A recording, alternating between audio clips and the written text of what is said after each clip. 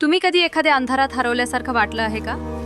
जिथे आवाज नाही, फक्त भीती आहे, फक्त काळोख आहे आणि तुमच्या अंतर्मनात काहीतरी शिल्लक राहिलंय जे तुमच्यावर राज्य करत आहे. तुम्ही जसं प्रयत्न करता पण काहीतरी तुमच्यावर हुकूम चालवत राहतं. तसंच होतं मरियम मागदलेनासोबत. ती फक्त एक स्त्री नव्हती, ती आयुष्यातल्या 7 दुष्ट आत्म्यांनी व्यापलेली होती. 7 कल्पना करा, 7 भयानक, चिडचिडीत, संतापलेल्या शक्ती ज्या तिच्या मनावर, तिच्या विचारांवर, तिच्या प्रत्येक श्वासावर राज्य करत होत्या. ती रात्रभर उडकताना दिसे, हिरमुसलेल्या आवाजांसोबत बोलत होती, कधी स्वतःशी लढत होती, कधी काळोखात गायब होत होती.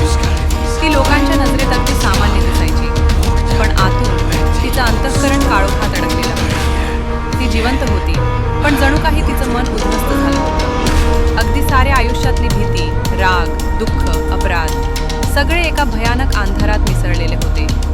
पण मग तो आला, येशू. त्याची उपस्थिती फक्त व्यक्तीची नव्हती, तेवढंच अंधारालाच थरथर लावणारी होती. तो तिला समोर उभा राहिला आणि त्या क्षणात संपूर्ण काळोख थरथर झाला. त्याच्या नजरेत काहीतरी घडलं, काहीतरी शब्दांशिवाय, काहीतरी शक्तीने भरलेलं. 7 दुष्ट आत्म्यांमध्ये हळूहळू भयंकर गोंधळ निर्माण झाला. त्यांची ओढ कमी होऊ लागली, त्यांचे हवहव स्वर आकाशात हरवले. त्याचा आवाज, त्याची एकच नजर जणू पृथ्वीवरून अंधार हटवणारी वादळासारखी होती. तिच्या अंतर्मनातील भय, भीती आणि वेदना एकाएकी शांत झाले. ती जमिनाला लवकर पडल्यासारखी होती, पण त्याने फक्त तिचा हात पकडला आणि शांततेची नवी लहर दिली. 7 दुष्ट आत्म्यांवर तो सामर्थ्यवान होता. त्याच्यापुढे कोणतीही भीती टिकू शकली नाही. अंधार, वेदना, विफलता सगळं एका क्षणात हरवलं. ती स्वतःवर परत नियंत्रण मिळवू लागली. तिचं अंतःकरण उघडलं. पहिल्यांदा तिला स्वतःसारखा श्वास घेता येऊ लागला. पहिल्यांदा ती मुक्त होती. ती त्याच्या मागे चालू लागली, कारण जेथे माणूस मुक्त होतो तिथे पावलं आपोआप देवाकडे वळतात. लोक कुजबुज करत राहिले, भूतकाळ आठवून देत राहिले, पण येशू शांत राहिला. कारण शक्तीला, सामर्थ्याला स्वतःचं स्पष्टीकरण देण्याची गरज नाही. आणि मग तो दिवस आला ज्याने अंधार आणि वेदना पुन्हा एकदा चाचणी घेतली. क्रूस.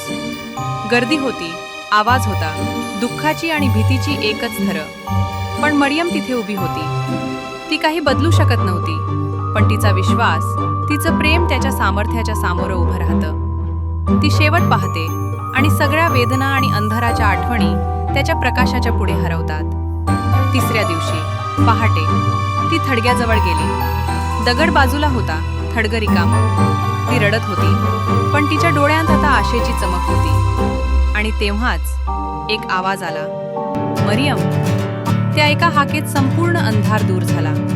7 दुष्ट आत्म्यांनी तिला बांधलेलं अतिदुःख त्याचा सामर्थ्यवान प्रकाशाने विसरलेलं. तो जिवंत होता.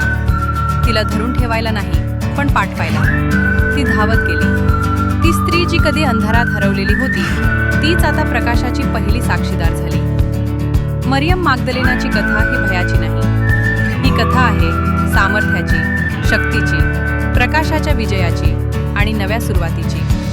आजही जो येशू अंधारावर सामर्थ्य गाजवतो, तो अजूनही हरवलेल्यांना शोधतो. आणि आजही तो हळूच तुझं नाव घेतो.